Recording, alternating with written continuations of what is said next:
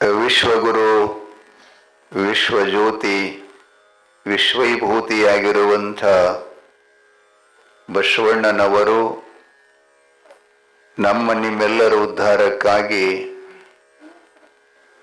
ಈ ವಚನದ ಕ್ರಾಂತಿಯನ್ನ ಜಗತ್ತಿಗೆ ಬಿತ್ತರಿಸಿದರು.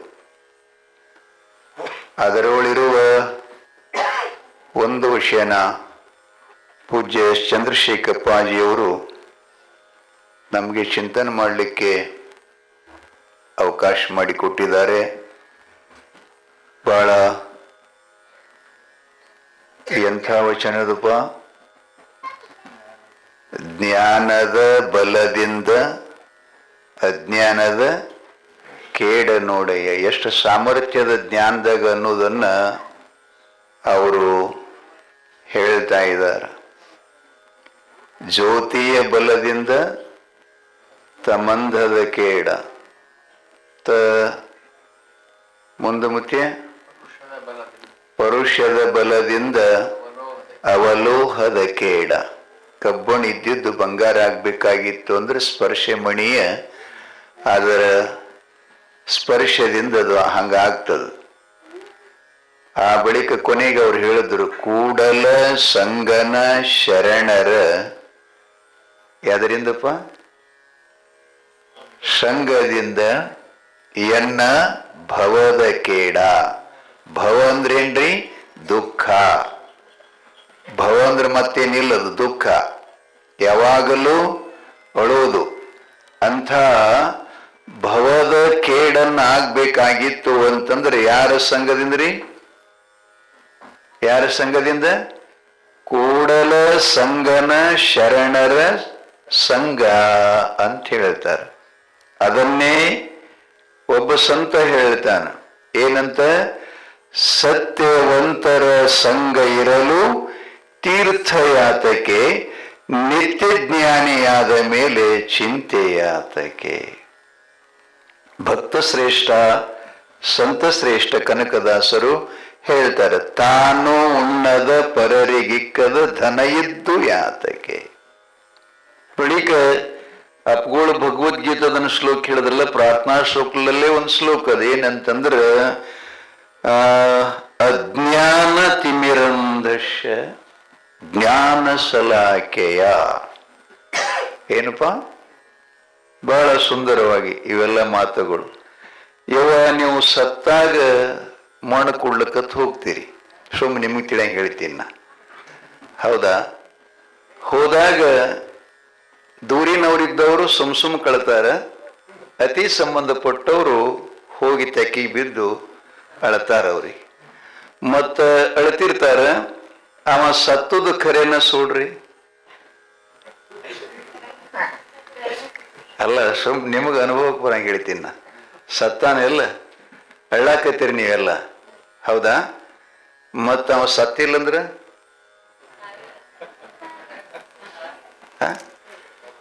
ಈಗ ಒಬ್ಬೊಬ್ರು ಹೇಳ್ತಿರ್ತಾರೆ, ಕೇಳ ಸುದ್ದಿ ಬಂದ ಕೂಡಲೇ ಹಿಂಗಾಗ್ಯದ ಅಂತ ಹೇಳ್ತಿರ್ತಾರ. ಒಂದು ಗಳಿಗೆಲಿ ಮತ್ತೆ ಹೇಳಿ ಇಲ್ಲಿ ಏನಾಗಿಲ್ಲ ಅಂತ ಮತ್ತ ಉಳ್ದಾನ ಅಂತಂದಾಗ ಏನ್ ಮಾಡ್ತೀರಿ ನೀವು? ಅಳೋದನ್ನ ನಿಲ್ಲಿಸ್ತೀರಿ. ಆ ಬಳಿಕ ನೀವು ಅಳೋದು ಖರೆ ಏನ್ರಿ? ಅಳೋದು ಖರೆ ಏನ್ರಿ? ಅಳ್ತೀವಿ ನಾವು. ಹೆಂಗ್ ಅಳ್ತೀವಿ? ಅವ್ರ ಪ್ರಕಾರ ಅಳಿತೀವಿ ನಾವು. ಸತ್ ಬಳಕ ಬಹಳ ನನ್ನ ಮ್ಯಾಲ ಪ್ರೀತಿ ಇದೆಯಪ್ಪೋ, ಹೌದಲ್ಲ? ಆ ಬಳಿಕ ಹಬ್ಬಕ್ಕೆ ನೀವು ಹೋದ್ಮೇಲೆ ನಂತರ ಅವ್ರು ಯಾರ್ಯಪ್ಪೋ ಹಿಂಗಳಿತೀವಿ ನಾವೆಲ್ಲ, ಹೌದಲ್ಲ? ಅಳ್ತೀವಿ. ಅಳೋದು ಖರೆ ಏನ್ರಿ? ಅಳೋದು ಖರೆ ಏನ್ರಿ? ಇಲ್ಲ. ಯಾಕಿಲ್ಲ ಅಂದ್ರೆ ಅವ ಹುಟ್ಟಿಲ್ಲ, ಸತ್ತಿಲ್ಲ. ಈಗ ಹೇಳಿದ್ರಲ್ಲ ಅವರೆಲ್ಲ, ಹೊಡೆಯವನು ನೀ ಅಲ್ಲ, ಹೊಡಸವು ಅವ ಅಲ್ಲ, ಸಾಯವನು ಅಲ್ಲ, ಬದುಕ್ಸೋನು ನೀ ಅಲ್ಲ. ಅದಕ್ಕೆಲ್ಲ ಸಾಕ್ಷಿ ನಾ ಅದೀನಿ. ಅದಕ್ಕೆ ಅಲ್ಲಿ ಅಳೋದಂದ್ರೆ ಏನಿದೆ ಅರ್ಥ? ನೀವು ಅಜ್ಞಾನ ರೂಪದಿಂದೇ ಅಳ್ಳಾಕತ್ತೀರಿ ವಿನಃ ಜ್ಞಾನ ರೂಪದಿಂದಲ್ಲ. ಪ್ರತಿಯೊಂದೆಲ್ಲ ಹೇಳಿದ್ರಲ್ಲ ಅಪ್ಪುಗಳು, ನಸಗತ್ತಲೆಯೊಳಗ ಅಂಕುಡೊಂಕಾಗಿ ಬಿದ್ದಿರುವಂತ ಹಾವ ಹಗ್ಗ ನೋಡಿದಾಗ ಅದರ ಚಿತ್ರೀಕರಣ ಸರಿಯಾಗಿ ಕಾಣಿಸಲಾರದಕ್ಕಾಗಿ ಭಾವದಾಗ ಏನಾಗ್ಯದ ಹಾವಾಗ್ಯದ, ಅಪರೋಕ್ಷ ಏನದ ಹಗ್ಗದ. ಹೌದಲ್ಲ? ಈ ಜಗತ್ತಿನೊಳಗ ನಾವೆಲ್ಲ ಏನು ದ್ವೇಷ, ರೋಷ, ಕೋಪ, ಮದ, ಮತ್ಸರ ಮತ್ತು ನಿಂದಾ, ಸ್ತುತಿ ಇವೆಲ್ಲ ಏನ್ ಮಾಡಕತ್ತೀವಲ್ಲ, ಇದು ಎಲ್ಲ ಶುದ್ಧವಾಗಿರತಕ್ಕಂಥ ಅಜ್ಞಾನ. ಅಜ್ಞಾನ. ಆ ಅಜ್ಞಾನ ಹೋಗ್ಬೇಕಾಗಿತ್ತು ಅಂದ್ರೆ ಅವ್ರು ಹೇಳ್ತಾರೆ, ಒಳ್ಳೆಯವರ ಸಂಘ ನೀ ಮಾಡಪ್ಪ. ಅಜ್ಞಾನದ ಬಲದಿಂದ ಅಜ್ಞಾನದ ಕೇಡ. ಸುಮ್ಮನೆ ನಿಮಗೊಂದು ಉದಾಹರಣೆ ಹೇಳಿ ಕಾರ್ಯಕ್ರಮ ಸಮಯ ಆಗ್ಯದ. ಒಬ್ಬ ಹುಡುಗ ಆರ್ಮಿದಾಗಿದ್ದ. ಎಲ್ಲಿದ್ರಿ ಅವ? ಆರ್ಮಿ ಅಂದ್ರೆ ಭಾರತ ದೇಶದ ಯೋಧ. ಇದನ್ನ ರಾತ್ರಿ ಹಗಲು ತನ್ನ ಹುಟ್ಟೂರು, ತನ್ನ ಬಂಧು, ತನ್ನೆಲ್ಲ ಸರ್ವಸ್ವ ಬಿಟ್ಟು ಭಾರತ ಮಾತೆಯ ರಕ್ಷಣೆಗಾಗಿ, ರಾಷ್ಟ್ರ ರಕ್ಷಣೆಗಾಗಿ ಕಂಕಣಬದ್ಧನಾಗಿ ಪ್ರಾಣದ ಭಯ ಇಲ್ಲದನ ಅವ ಅಲ್ಲಿ ನಿಂತಾನಂತೇಳಿ ತಿಳ್ಕೊಂಡು ನಾವೆಲ್ಲ ಇಂಥ ಕೆಲಸ ಮಾಡಕತ್ತೀವಿ. ಇಲ್ಲಿ ಅವ ಇಲ್ಲದೆ ಹೋದ್ರೆ ಇಲ್ಲಿ ಪ್ರಪಂಚನೂ ಇಲ್ಲ, ಪಾರಮಾರ್ಥನೂ ಇಲ್ಲ, ಭಜನೂ ಇಲ್ಲ, ಧ್ಯಾನನೂ ಇಲ್ಲ, ತಪನೂ ಇಲ್ಲ, ಜಪನೂ ಇಲ್ಲ. ಅವನಿಗೆ ಮೊದಲು ನಾವು ನಮಸ್ಕಾರ ಅನ್ಬೇಕ್ರಿ. ಎರಡನೇದವ 84 ಲಕ್ಷ ಜೀವರಾಶಿಗಳಿಗೆ ಅನ್ನ ಹಾಕಿ ಸಲ್ಲುತಕ್ಕಂಥ ರೈತನೊಬ್ಬ ಜಗತ್ತಿನೊಳಗ ಸತ್ಯ. ಅವ ಇಲ್ಲಂದ್ರೆ ಏನ್ ನಡೀತದಪ್ಪ ಮುಖ್ಯ? ಹಿಂಗೇನ್ರಿ ಮಾತಾಡಕ್ ಬರ್ತದೆ? ನನ್ನ ತಿಲಿಲ್ಲ ಅಂದ್ರೆ ಬರುವುದಿಲ್ಲ. ಹಾಗಾಗಿ ಏನ್ ಹೇಳಕತ್ತಿದ್ನಪ್ಪನ? ಯೋಧ ಶೂಟಿಂಗ್ ಮ್ಯಾಗ ಬಂದ ಊರಿಗೆ ಬೇಸಿಗೆ ಏಪ್ರಿಲ್ದಾಗ ಬಂದ. ತಾಯಿ ತಂದೆ ವಯಸ್ಸಾಗಿತ್ತ ಅವನಿಗೆ 22. 18 ಅವ ಜಾಯ್ನ್ ಆಗಿದ್ದ. ಕನ್ಯಾ ತೆಗೆದು ಲಗ್ನ ಮಾಡಿದ್ರು. ಲಗ್ನ ಅಂದ್ರೆ ನಿಮ್ಗೆಲ್ಲ ಗೊತ್ತದು, ಬಹಳ ಆನಂದ ಇರ್ತದೆ. ಯಾಕಪ್ಪ? ಆನಂದ ಸಂತೋಷ ಇರ್ತದೆ. ಯಾಕೋ ಮುದುಕ ಆತ್ಮರಾಮನು ಆಗಾಗ ನೋಡ್ಬೇಕ್ರಿ, ಅವನು ಹುರುಪು ನೋಡ್ಬೇಕ್ರಿ ಗುಂಡೆತ್ತಾಗ. ಈಗೇನು ಹಂಗಿರ್ಲಿಕ್ಕಿಲ್ಲ. ಯಾಕಪ್ಪ? ಇಲ್ಲ. ಹಂಗಾಗಿ ಅವ ಮದುವೆ ಆದ. 2 ತಿಂಗಳು ಸೂಟಿ ಇತ್ರಿ. ಸೂಟಿ ಇತ್ತು. ಆ ಬಳಿಕ ಗಂಡ ಹೆಂಡತಿಯ ಅನುರಾಗದ ಪ್ರೀತಿ ಹ್ಯಾಂಗಿತ್ತು ಅಂತಂದ್ರೆ, ದೇಹ 2 ಆದ್ರೆ ಅವರ ಮನುಷ್ಯಲ್ಲ ಒಂದೇ ಆಗಿತ್ತು. ಅಷ್ಟು ಅನ್ಯೋನ್ಯ ಪ್ರೀತಿ. ಮುಂದೆ ಅವನ ಸೂಟಿ ದಿನಗಳು ಮುಗಿಲಿಕ್ಕೆ ಬಂದು, ಮುಂದೆ ಅವ ಹೋಗ್ಬೇಕಲ್ಲ, ಡ್ಯೂಟಿಗೆ ಹೋಗ್ಬೇಕಲ್ಲ. ಸಮೀಪಕ್ಕೆ ಬಂದಾಗ ಅವ ಏನ್ ಮಾಡಿಕೊಂಡಿದ್ದ, ಅವನ ಧರ್ಮ ಪತ್ನಿ ಹೆಂಡತಿಗೆ ಒಂದಿಷ್ಟು ಚಿಂತೆ ಆಗಕತ್ತಂತ. ಅವಾಗ ಆಕಿ ಸ್ವಲ್ಪ ಊಟ ಕಡಿಮೆ ಮಾಡಿದ್ಲು, ಒಂದಿದ್ರೆ ಕಡಿಮೆ ಮಾಡಿದ್ಲು. ಹಾಗೆ ಸಮೀಪ ಬಂದಾಗ ಆಕಿನ ಮುಖದ ಮೇಲೆ ಕಳೆ ಕಮ್ಮಾಯ್ತು. ಅವ ಕೇಳ್ತಾನೆ, ಅಲ್ಲ ನೀನು ಬಂದಾಗ ಎಷ್ಟು ಚೆನ್ನಾಗಿದ್ದೀಯಲ್ಲ, ನಗ್ನಗ್ತಾ ಇರ್ತಿದ್ದಿ, ಚೆಂದಾಗಿ ಊಟ ಮಾಡ್ತಿದ್ದಿ, ನಿದ್ರಿಸ್ತಾ ಇದ್ದಿ, ಈಗ ಯಾಕೆ ಹಿಂಗ ಮಾಡಕತ್ತಿ? ನಿನಗೆ ಚಿಂತೆ ಏನ್ ತ್ರಾಸದಂತ ಕೇಳ್ತಾ ಇದ್ದಾನ. ಅವಾಗ ಆಕೆ ಹೇಳಿದ್ಲಂತ, ಸ್ವಾಮಿ ನನಗೇನು ತ್ರಾಸಿಲ್ಲ, ನನಗೇನು ಚಿಂತಿಲ್ಲ. ನಾನು 1 ತಿಂಗಳ 1.5 ತಿಂಗಳು ನಿಮ್ಮ ಜೊತೆಯಲ್ಲಿದ್ದೆ. ಏನು ಸಂತೋಷ. ಆ ಸರ್ವಜ್ಞೆ ಹೇಳ್ದಂಗ, ಬೆಚ್ಚನ ಮನೆ ಇರಲು, ವೆಚ್ಚಕ್ಕೆ ಹಣ ಇರಲು, ಇಚ್ಛೆ ಅರಿತು ನಡೆಯುವ ಸತಿ ಇರಲು, ಕಿಚ್ಚು ಹಚ್ಚಂದ ಸ್ವರ್ಗಕ್ಕೆ ಸರ್ವಜ್ಞ ಅಂತ ಹಿಂಗಿದ್ದೆ. ಆದ್ರೆ ನಿಮ್ ಸೂಟಿ ಮುಗಿಲಿಕ್ಕೆ ಬಂತಲ್ಲ, ನೀವು 1 ವರ್ಷ ಹೊರಟ್ರಿ ನನಗೆ ಬಿಟ್ಕೊಂಡು. ಅದಕ್ಕೆ ನೀವು ಬರುವವರೆಗೆ ಇಂಥ ಸುಖನ ಯಾರಲ್ಲಿ ಕಾಣಬೇಕು ಅಂತ ಚಿಂತೆಗೆ ಅದನ್ನಿಡುತ್ತೆ. ನಾನು ಹೇಗೆ ಬದುಕಲಿ? ನನಗೆ ಸಾಧ್ಯ ಇಲ್ಲ ನಿಮ್ಗೆ ಬಿಟ್ಟಿರಾಕಂತ ಹೇಳಿದಾಗ ಪತಿ ಹೇಳಿದ್ನಂತ, ಚಿಂತೆ ಮಾಡದಿರು, ಹೋಗಾಗ ನಿನಗೊಂದು ಉಪಾಯ ಹೇಳ್ತೀನಿ. ನಾ ಬರೋ ತನಕ ನನ್ನ ನೆನಪು ನಿನಗಾಗಬಾರ್ದು. ಅಂತಹ ಉಪಾಯನ ಸಲಹೆನೆ ನನಗೆ ಹೇಳ್ತೀನಿ ಅಂಥೇಳಿ ಸಮಾಧಾನ ಮಾಡ್ದ. ಆಕೆ ಸಂತೋಷ ಆಯಿತು. ಆ ಬಳಿಕ ನಾಳೆ ಹೋಗ್ತಾ ಇದ್ದಾನೆ. ಇಂದಿನ ರಾತ್ರಿಯಲ್ಲಿ ಏಕಾಂತದಲ್ಲಿದ್ದಾಗ ಪತಿ ಸತಿ ಕೇಳ್ತಾ ಇದ್ದಳು, ಸ್ವಾಮಿ ತಾವು ಹೋಗುವಾಗ ನನಗೆ ಚೆನ್ನಾಗಿರ್ಲಿಕ್ಕೆ ಸಂತೋಷವಾಗಿರ್ಲಿಕ್ಕೆ ಒಂದು ಉಪಾಯ ಹೇಳ್ತಂದಿದ್ರಿಲ್ಲ, ಅದು ಯಾವ ಉಪಾಯ, ಅದು ನನಗೆ ಹೇಳಿ ಅಂತಂದಾಗ ಪತಿ ಹೇಳಿದ್ನಂತ, ನಾನು ಡ್ಯೂಟಿ ಮುಗಿಸ್ಕೊಂಡು ಬರೋ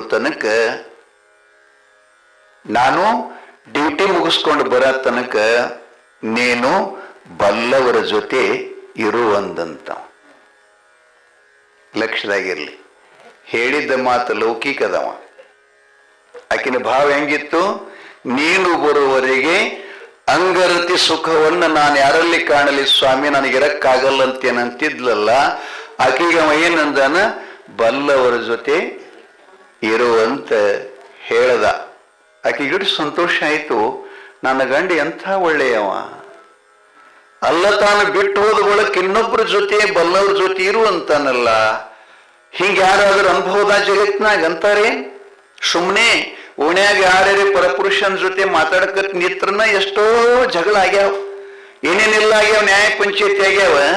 ಆದ್ರೆ ಇವನೇ ಹಂಗಂತಾನಲ್ಲ, ನಾನೆಂಥ ಭಾಗ್ಯಶಾಲಿ ಅಂಥೇಳಿ ಆಯ್ತು ಸ್ವಾಮಿ ಅಂತ ನಮಸ್ಕಾರ ಮಾಡಿದ್ಲು. ಬೆಳಗಾವಿ ಎದ್ದ ತಂದೆಲ್ಲ ಸೋರ್ಸ್ಕೊಂಡು ಟ್ರೈನ್ ಹತ್ತಿ ಹೋಗ್ಬಿಟ್ಟ. ಈ ಹುಡುಗಿಗೆ ಏನಾಯ್ತಂದ್ರೆ, ರಾತ್ರಿ ಎಲ್ಲ ಹೇಳ್ದ ಬಲ್ಲವ್ರ ಜೊತೆ ಇರು ಅಂತೇಳಿ. ಬಲ್ಲವ್ರು ಅಂದ್ರೆ ಎಲ್ಲಿರ್ತಾರೆ, ಹ್ಯಾಂಗಿರ್ತಾರೆ, ಎಂಥವ್ರು ಇರ್ತಾರ, ಹಿಂಗಕ್ಕೆ ಕನ್ಫ್ಯೂಸ್ ಆಯ್ತ್ರಿ. ಕನ್ಫರ್ಮ್ ಮಾಡ್ಕೋಬೇಕಲ್ಲ ಮತ್ತೆ ಥಳಿ. ಆಕೆ ಇಡೀ ಮನೆಯವರೆಲ್ಲ ಸುಗ್ಗಿ, ಆವಾಗ ಬ್ಯಾಸ್ಗಿ ಇತ್ತು. ಹುಡುಗಿ ಏನ್ ಮಾಡ್ತು, ಬಲ್ಲವ್ರು ಅಂದ್ರೆ ಎಲ್ಲಿರ್ತಾರ ಅನ್ನೋದನ್ನ ಸ್ವಲ್ಪ ನಾ ತಿಳ್ಕೋಬೇಕಾಗಿತ್ತಂತ ಹೇಳಿ ಕಟ್ಟಿ ಮೇಲೊಂದು 80 ವರ್ಷದ ಮುದುಕಿ ಕೂತ್ಕೊಂಡಿತ್ತು. ಈ ಹುಡುಗಿ ಆ ಕಡೆ ಹೋಯ್ತು. ಅಜ್ಜಿ ಅಜ್ಜಿ ಅಂದ್ಲು. ಹೇಳ ಮಗ ಅಂದ್ಲು ಮುದುಕಿ. ನಮ್ಮ ಪತಿ ದೇವರು, ನನ್ನ ಗಂಡ,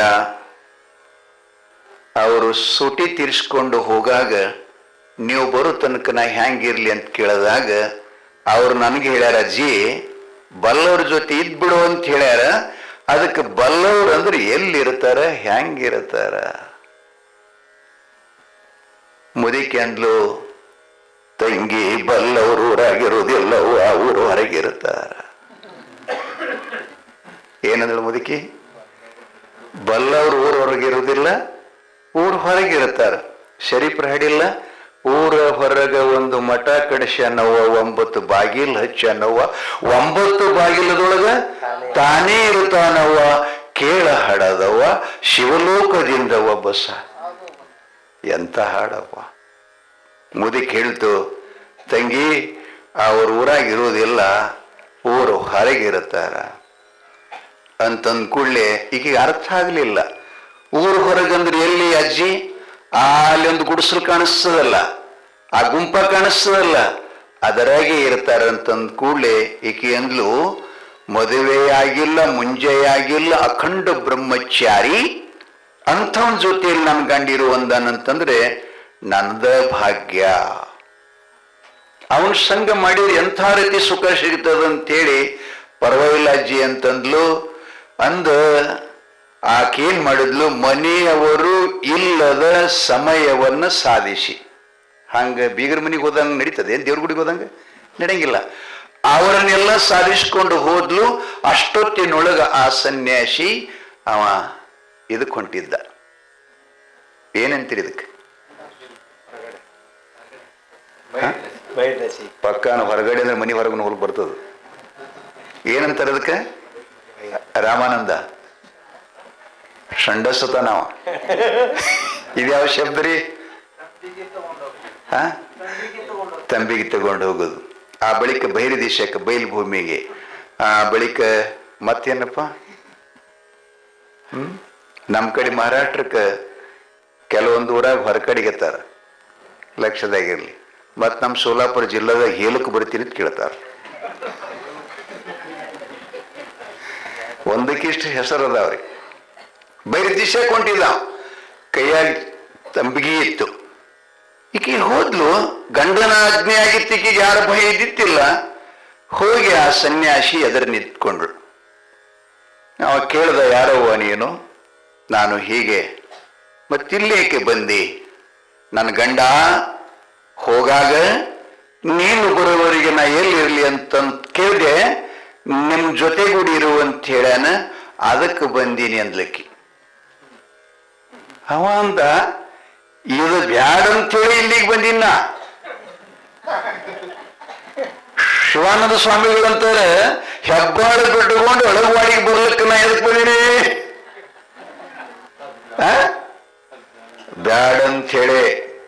ಬ್ಯಾಡಂತೇಳಿ ಬಂದಿನ.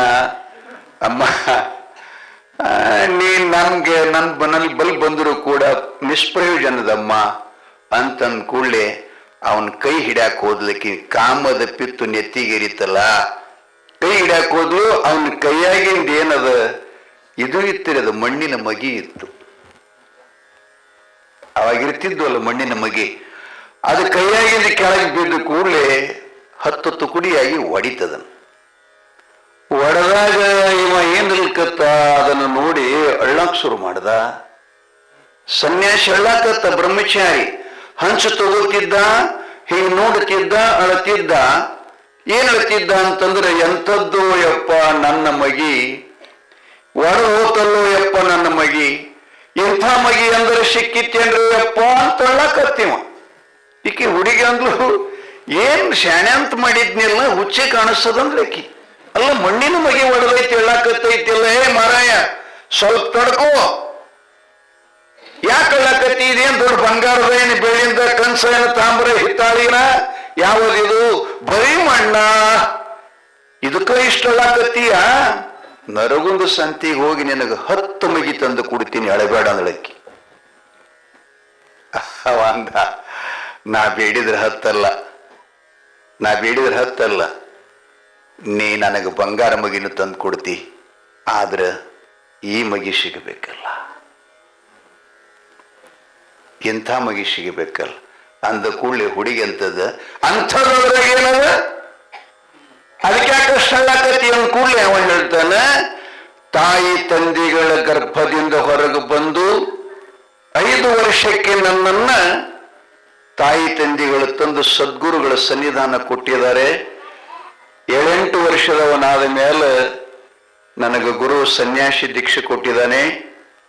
ಅವಾಗಿದ್ರ ಮಗಿ ನನಗೆ ಹೇಳಿಕೊಟ್ರು ಗುರುಗಳು ನನ್ನ ಕೈಯಾಗ, ಅಪ್ಪ ಈ ಮಗಿ ಎಲ್ಲದಕ್ಕೂ ಉಪಯೋಗ ನಿನಗೆ, ಇದು ಒಂದ ಮಗಿ. ಸ್ನಾನ ಮಾಡ್ಕೊಳಕ್ಕ ಇದೇ ಮಗಿ, ನಿನ್ನ ಹೊರಗೆ ಹೋಗ್ಲಿಕ್ಕೆ ಇದೇ ಮಗಿ, ಪೂಜಾ ಮಾಡ್ಕೊಳಕ್ ಇದೇ ಮಗಿ, ಊಟ ಆದ ಬಳಿಕ ನೀರು ಕುಡ್ಲಿಕ್ಕೆ ಇದೇ ಮಗಿ. ಬಹಳ ಜ್ವಾಕಿಯಾಗಿರ್ಬೇಕಂತ ಹೇಳಿದ್ರು ಗುರುಗಳು, ಜ್ವಾಕಿಯಾಗಿರ್ಬೇಕಂತ ಹೇಳಿದ್ರು. ಹೂ ನನ್ನ ತಂದೆ, ಆದ್ರೆ ಆ ಮಗಿಯನ್ನ ಒಡಿತು, ಇದು ಒಂದು ಗುರುವಿನ ಆಜ್ಞೆ ಮೀರಿದಂಗಾತು. ಇನ್ನು 2ನೇದೇನಪ್ಪ ಅಂತಂದ್ರೆ, ನನ್ನ ಶರೀರ ಇದು ಒಂದ ಮಗಿ ನೋಡಿತ್ತು, ಇನ್ನೊಂದು ಮಗಿಗೆ ತೋರಿಸುವಂತ ಪ್ರಸಂಗ ಬಂತಲ್ಲ, ಇನ್ನೊಂದು ಮಗಿಗೆ ತೋರಿಸುವ ಪ್ರಸಂಗ ಬಂತಲ್ಲ ಅಂತ ನನಗ ಮನುಷ್ಯಗೆ ನೋವಾಗ್ಯದ, ದುಃಖ ಆಗ್ಯದ ಅಂತಂದ ಕೂಡಲೇ ಹುಡುಗಿಂದ್ಲು, ಮಗಿ ಜಡದ, ಏನದು ಜಡದ ಚೈತನ್ಯದನು, ಜಡವಸ್ಸು ಅಂಥದ್ದಕ್ಕ. ಅದಕ್ಕೆ ಇವನ್ನ ಶರೀರವೂ ಗೊತ್ತಿಲ್ಲ, ಇವನ ರೂಪವೂ ಗೊತ್ತಿಲ್ಲ, ಏನೂ ಗೊತ್ತಿಲ್ಲದಂತ ಮಣ್ಣಿನ ಗಡಿಗೆ ಭೋಕಿ ಹಂಚು ನನ್ನ ಶರೀರ ಇನ್ನೊಂದು ಮಗಿಗೆ ತೋರ್ಸದಂತ ನಂದು ಬಳಕ ನಾನೇ ನಾ ಮಣ್ಣ ಮಗಿ ಹಂಗ ಅಲ್ಲ, ನನ್ನಲ್ಲಿ ಚೈತನ್ಯ ಇದೆ. ಅದಕ್ಕ ಆ ಮಗಿ ಇನ್ನೊಂದು ಮಗಿಗೆ ತೋರ್ಸೋದಂತ ಹೇಳ್ತಾನಂತಂದ ಬಳಕ ನನ್ನ ದೇಹ ಹ್ಯಾಂಗ ಇವನಿಗೆ ತೋರ್ಸಲ್ಕ್ ಬರ್ತದ. ನನ್ನ ಗಂಡ ಎಂಥ ಮಾತು ಹೇಳಿ ಹೋಗ್ಯಾನಲ್ಲ, ಎಂಥ ಮಾತು ಹೇಳ್ಯಾನ ತಿಳಿ ಸಾಧುಗ ಕೈ ಬಿಟ್ಟು ಸಾಷ್ಟಾಂಗ ಹಾಕಿದ್ಲಂತ. ಅವಾಗನ ಎಂಥ ಮಾತು ಹೇಳಿದನೋ ಸದ್ಗುರುನಾಥ, ಎಂಥಾತ ಗುರುನಾಥನು, ಎಂಥಾತ ಗುರುನಾಥನು. ಆವಾಗ ಆಕಿ ನಮಸ್ಕಾರ ಮಾಡಿದ್ಲಂತ.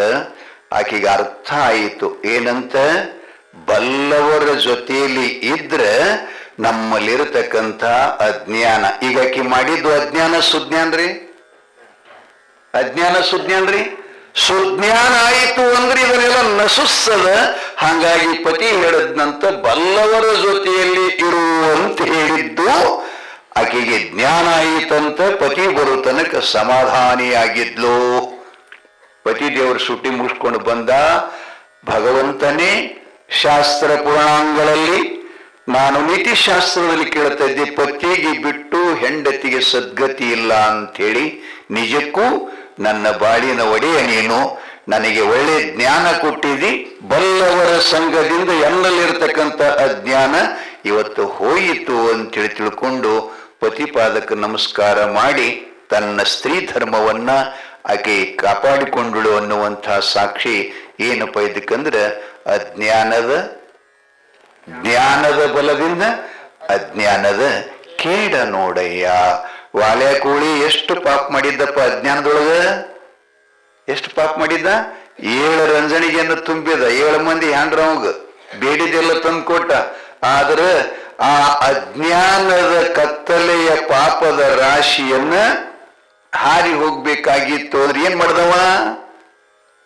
ಏನ್ ಮಾಡ್ದಪ್ಪ? ನಾರದ ಮಹರ್ಷಿಗಳ ಏನಾತಪ್ಪ? ಆಶೀರ್ವಾದ ಆತು. ಅವ್ರು ಹೇಳಿದ್ರು, ರಾಮ ಮಂತ್ರ ಸಹಿತ ಅವನಿಗೆ ಕಲ್ಲಾಕ್ ಬರ್ತಿತ್ತಿಲ್ಲ ಅಂತ ರಾಮಾಯಣ ಹೇಳ್ತದ. ಆ ಮರನ ಅವ ಕೂತ ಜಾಗನಾಗ ಆ ಕಡೆ ಈ ಕಡೆ 1-2 ಮರ ಇದ್ದು ಅಂತ. ಆ ಮರ ಈ ಮರ, ಈ ಮರ ಆ ಮರ, ಹಿಂಗ ಅನ್ನೋದ್ರಾಗನ ರಾಮ ಅಲ್ಲಕ್ ಬಂತಂತ. ಅವಾಗ ರಾಮ ಅಲ್ಲಕ್ ಬಂದ ಬಳಕ ಎಷ್ಟು ದಿನ ಹೋಗಿತ್ರಿ?